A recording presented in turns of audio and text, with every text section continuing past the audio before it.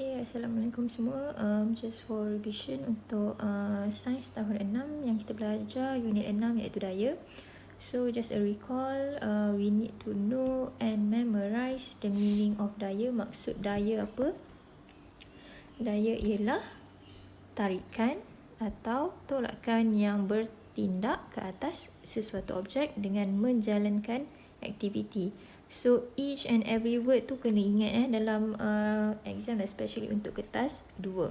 Okay, so kita ada 3 jenis daya: daya tarikan, daya tolakan, dan yang terakhir gabungan antara daya tarikan dan daya tolakan. Okay, so untuk kesan-kesan daya, we have 5. Okay, and then kita juga belajar mengenai daya geseran yang dipengaruhi oleh jisim objek, jenis permukaan, keadaan permukaan yang bersentuhan.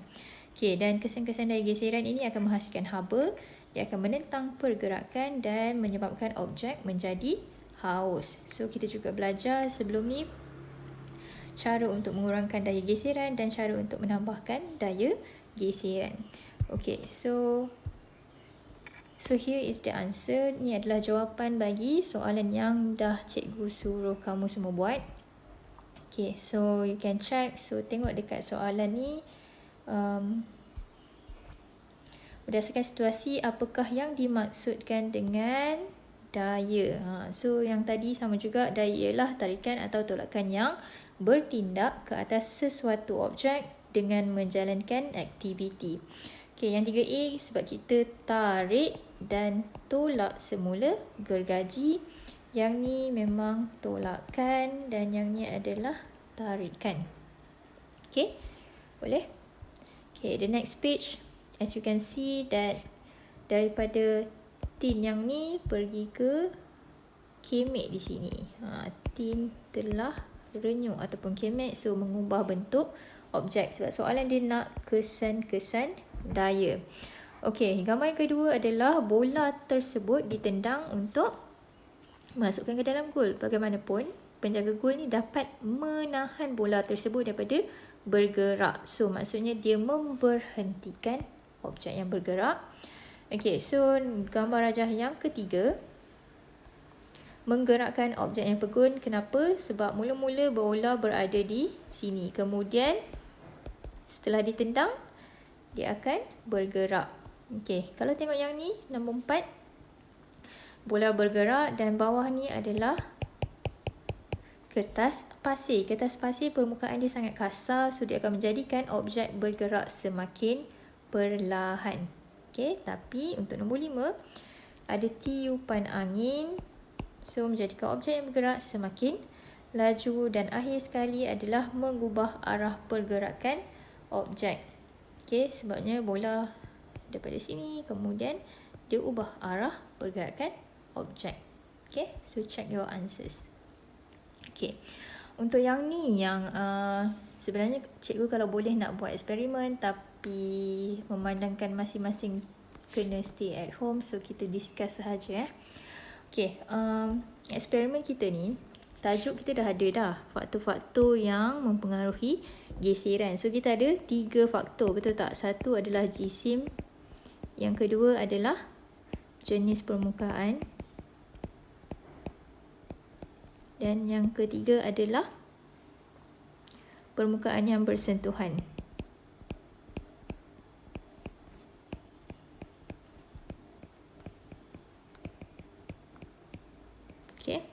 Okay, tapi yang ni dia kata soalan pernyataan masalah ni, yang manakah, bagaimanakah jenis permukaan mempengaruhi geseran, dan dia dah bagi tujuan dah untuk menyiasat hubungan di antara jenis permukaan.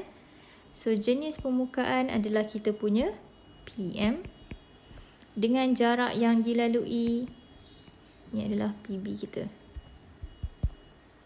Okay, this one is PB. So jarak yang dilalui oleh kereta mainan. Okay, so kita dah ada PM, kita dah ada PB. So hipotesis kita senang sahaja. Semakin licin jenis permukaan, semakin jauh jarak yang dilalui oleh kereta mainan. So untuk dimanipulasi dan bergerak balas senang, sebab kita boleh ambil je daripada tujuan. Okay, untuk ketinggian adalah untuk yang P, pemboleh ubah dimalarkan, kita gunakan ketinggian blok kayu. Maksudnya ketinggian dia sama sahaja. Okey. Ini yang dikatakan permukaan tadi. So, semakin kasar permukaan, semakin besar daya geseran. Okey. Sebagai contoh, macam contoh, awak berjalan di atas lantai yang licin ataupun ada air. Senang tak nak berjalan? Susah kan? Kenapa? Sebab kurangnya daya geseran. Okay, that's why dekat hipotesis ni cikgu tulis semakin licin jenis permukaan, semakin jauh jarak yang dilalui oleh kereta mainan. Okay, ataupun awak ambil guli, kemudian awak letakkan di sini, kemudian awak akan tengok bila guli tu dia roll, bila permukaan sangat licin, so dia akan jauh bergerak. Okay, tapi kalau permukaan dia kasar, kalau kita guna kertas pasir, jarak yang dilalui oleh guli akan jadi semakin pendek. Okay, boleh? Alright, so dekat sini kita done, and then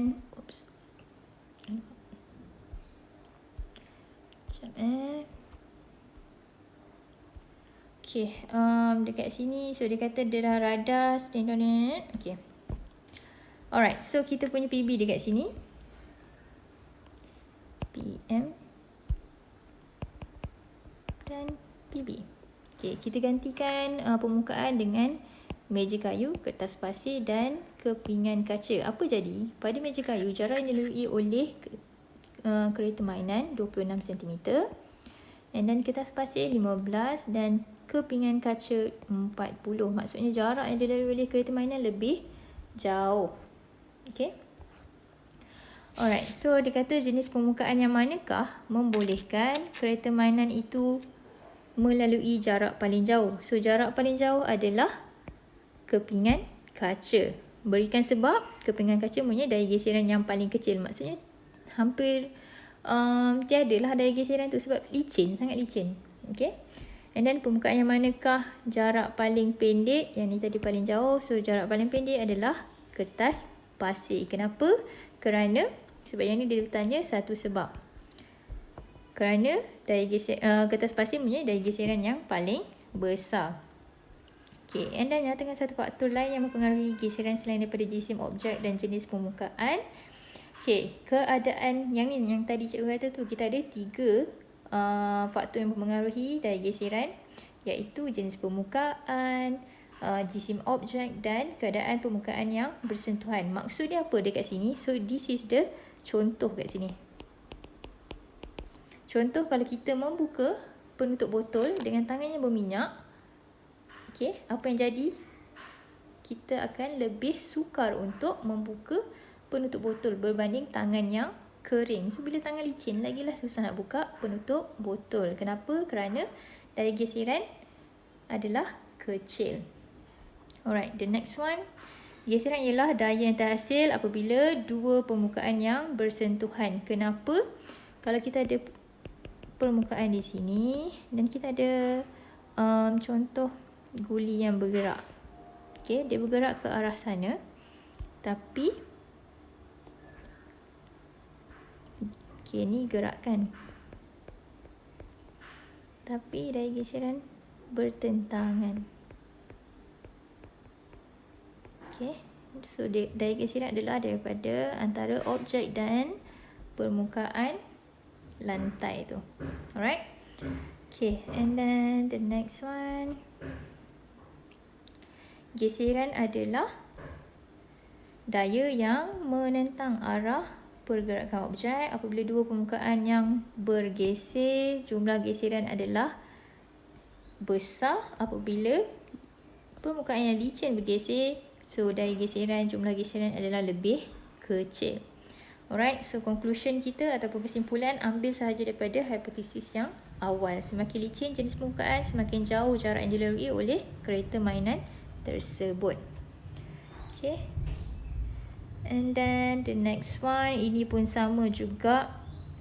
Tadi kita dah guna jenis permukaan, so sekarang kita guna jisim kereta dan jarak yang dilalui. So this is our PM, this is our PB. So kalau jisim bertambah, okay, so dia bertambah, jarak yang dilalui akan berkurang. Okay, so yang ni tak ada masalah. So yang dimalarkan adalah masa penyiasatan. Okay, nyatakan hubungan. Hubungan ni sama macam hipotesis, sama juga macam kesimpulan. So awak boleh guna semakin dan semakin. Okay, semakin apa? Bertambah jisim kenderaan, kereta mainan, semakin berkurang jarak yang dilalui oleh kereta mainan itu. So kita ambil daripada awal yang dekat sini. Alright, number 3, dia kata jika penyiasatan dilakukan di atas permukaan yang berbatu. Okay, permukaan yang berbatu, adakah jarak yang dilalui oleh kereta-kereta itu semakin bertambah ataupun berkurang? So kalau berbatu maksudnya apa? Daya geseran bertambah.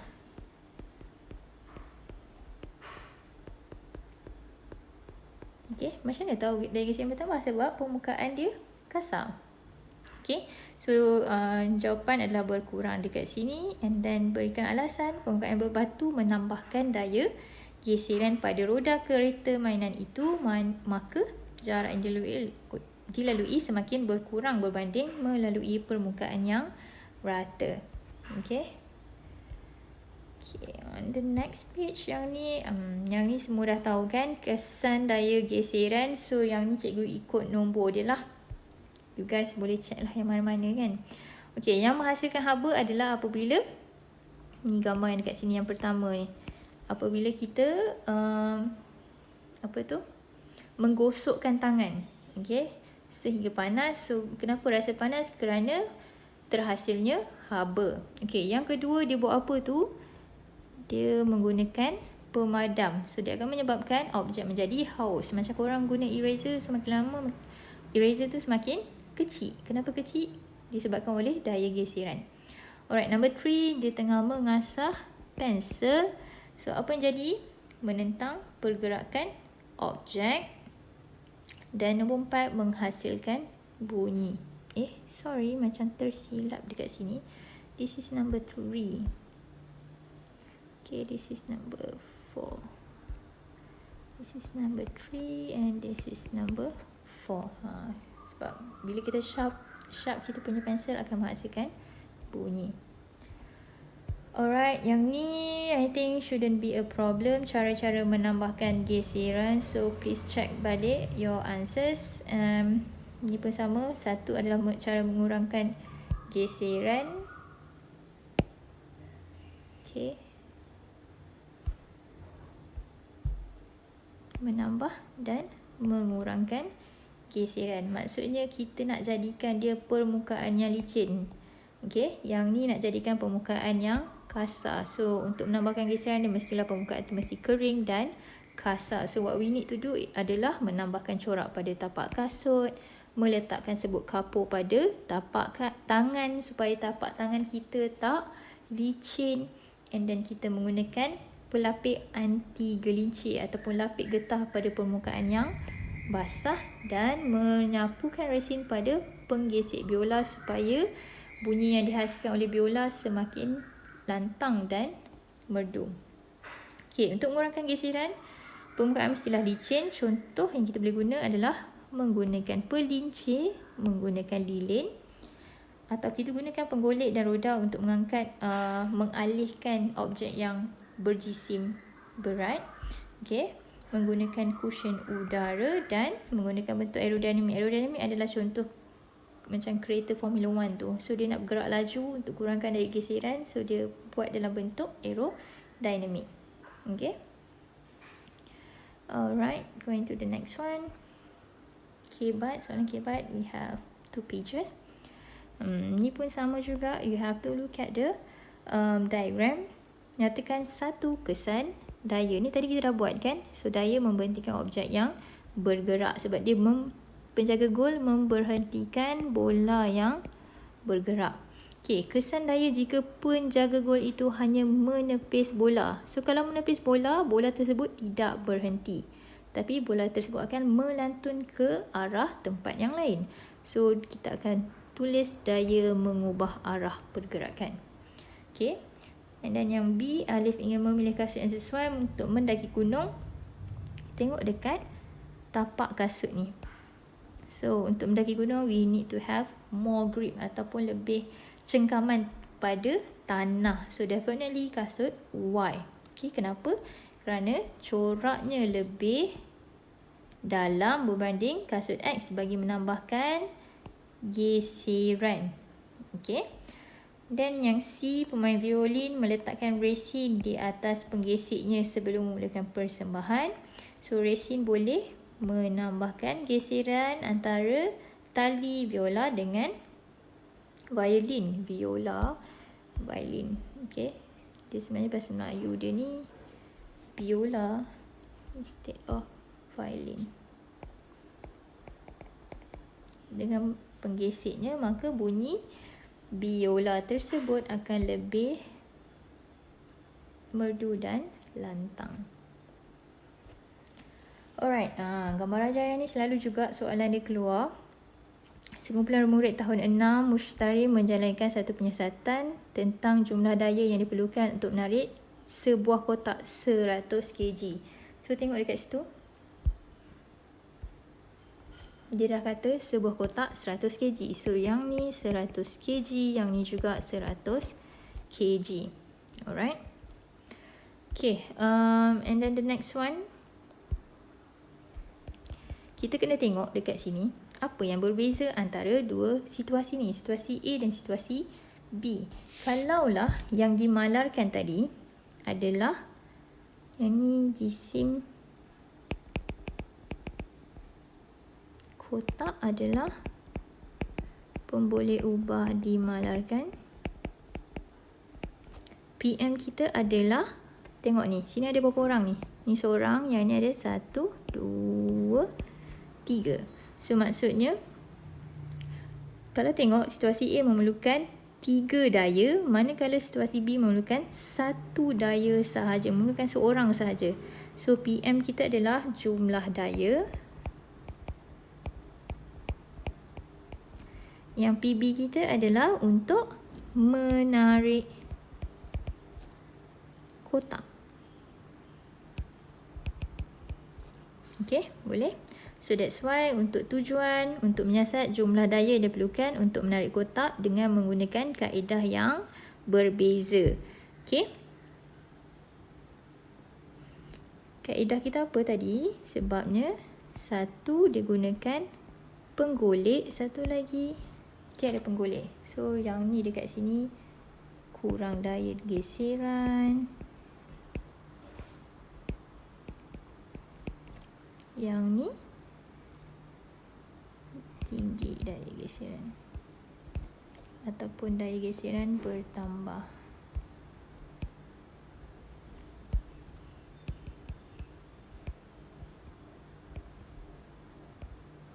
Oops, sorry.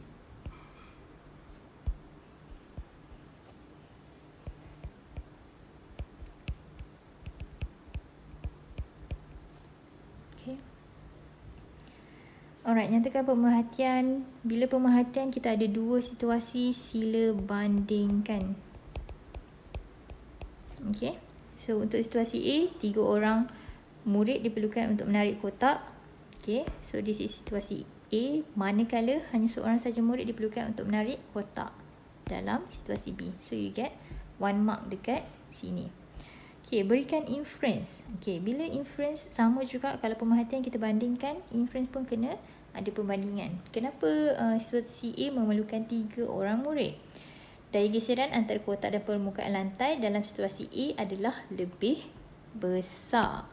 So, berbanding dengan situasi B. Dah cukup bila awak cakap berbanding situasi B, then you get 1 mark.